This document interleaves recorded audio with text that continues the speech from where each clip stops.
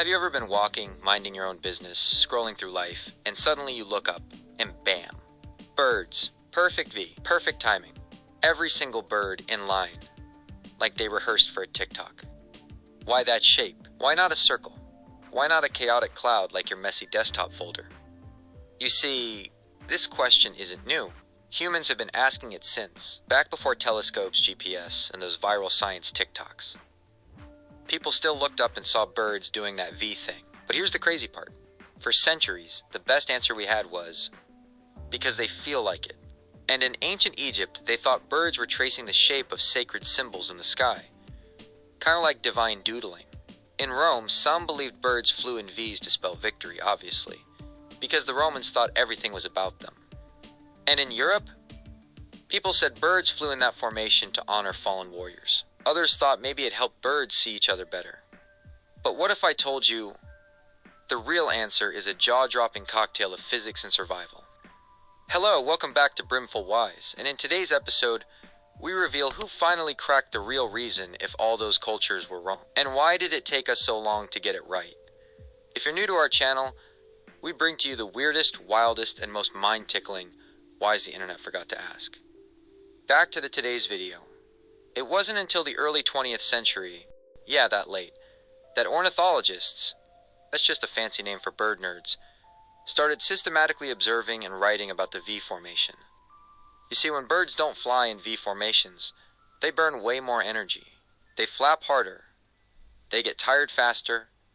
They risk mid-air collisions. When a bird strays off the V, it feels the extra drag instantly and swoops right back in line like, my bad guys. What I'm saying here, it's not style, it's science. Specifically, it's all about aerodynamics. Scientists from Chad strapped mini GPS devices onto birds and found that every bird in the V is surfing the airwaves. The lead bird?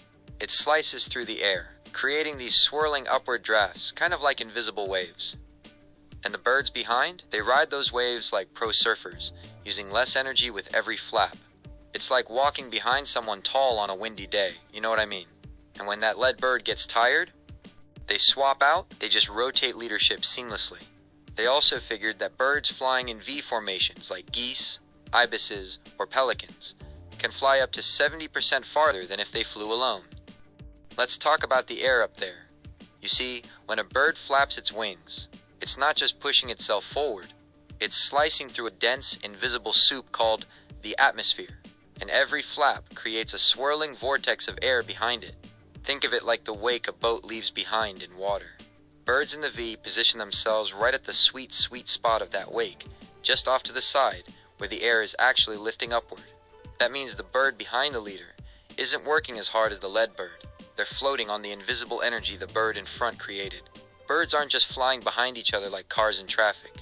They're flying slightly to the side and above the wingtips of the bird ahead, sensing the tiniest shifts in air pressure, the tilt of the wing, the drag on a feather, and adjusting instantly.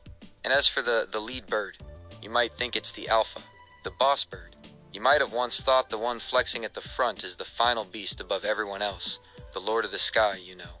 But, and this is a big but, you were wrong. Actually being the leader in the V sucks. It's like being the person holding the door open in a snowstorm, while everyone else walks through warm and cozy. And when the lead bird's wings start feeling like noodles, they fall back, and whoever feels strongest takes the lead. If you have ever watched a Tour de France sprint closely, you'll see the lead cyclist taking all the wind punishment, while the others coast behind, saving energy for that explosive final finish. The same physics the birds figured out millions of years ago is now being confirmed by us way later. The birds figured they would not only get protection from predators, a tight, organized group is harder to attack. You know, they would also get energy savings too. Okay, this one is savage. While all this is going on, there are some stubborn birds that never take the lead.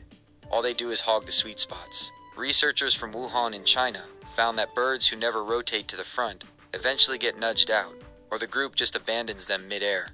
Researchers have at times observed birds deliberately testing each other, creating little aerial standoffs, like a John Jones versus Tom Aspinall throwdown party, flapping harder, flaring wings wider, trying to intimidate the current leader into stepping aside. Alright fam, did you know that sometimes birds just say, nah, I'm out, They literally ditched the V. Some researchers from the Pine Gap in Australia have spotted birds breaking formation and trying to fly solo, only to realize, oops, that was a terrible idea. They lose the draft, they burn energy fast, they fall behind, and sometimes they collide with intense air resistance and lose control, shrieking, "We're going down, brace for impact." It crashes. And now I want to provide an answer to your most awaited question. The one that dragged your curious little finger all the way to this 4th video on our YouTube channel. Let's talk about it. What in the world is this V about? It's about conserving energy for the long haul, because many of these birds are flying thousands of miles. It's about protecting the young, the weak, the injured, placing them safely inside the flock's center. It's about trust. It's about rhythm. It's about collective intelligence. A living, breathing system where each bird's success depends on the group's success. Even the strongest bird can't make the journey alone. It's about stepping up when it's your time to lead, and stepping back when it's time to recover. Because in the V, if the group fails, everyone fails. And before I forget, share this video with someone who needs to hear that no leader can fly solo forever. Let the birds deliver this message to them. Fun fact. Back in World War II, fighter squadrons started flying in V and delta formations. Not because it looked cool, but because it worked. Same physics. Same aerodynamic hacks. By flying in tight formation, jets reduce drag, save fuel, and keep visual contact without relying on radio chatter. And for the enemy, seeing a perfect V of jets flying overhead, it was a power move. It sent the message, we're organized, we're united, don't mess with us. So basically, it is safe to say that the pilots stole the bird's playbook. And a quick one. If you've ever drafted behind someone in a bicycle race, or even on a windy walk, drop a bicycle emoji in the comments.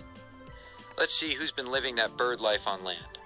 And those of you who actually have, I can't help but notice that while the birds are out there doing the V as collaboration baked into their DNA, you went the extra mile to turn it into a competition. Lol. Let's zoom way out now. What if the V wasn't just a flying strategy? What if it was a way to live? Think about it. By now, you should be probably realizing, birds, they're low-key teamwork masters. No egos, no drama, no need for leadership workshops. They show up, they do their part. Trust the flock, and that's the lesson. Birds teach us that true teamwork isn't about following orders from the loudest bird in the room. It's about everyone knowing their role and rotating when needed. It's about collective intelligence over individual pride. They teach us that survival, whether it's in the sky, the office, or on a project, is a team sport. Because unlike birds, we crave recognition. We want credit. We want to be seen as the hero. Birds, they don't care who's in front. They only care that the flock makes it. Humans, we turn everything into a leaderboard, don't we? Because letting go of control feels scary, because we think stepping back is losing status. The V teaches us balance, between leading and following, between pushing forward and pulling back, between being seen and supporting from the shadows. Imagine if we applied the V to our relationships, our careers, our communities. My esteemed viewer, I have just 2 questions for you, only 2. Question 1. Next time you see a V in the sky, what will you really see? I will rephrase it for clarity. You're outside, you look up, and you see that perfect V slicing the sky. What will you see? Come back and tell the world in the comment section right below. And question 2, and this one is off topic. Why does the heart keep beating even outside the body? You can find out right here, right now, in this next video. So that's it, folks. Next time you see a V, smile.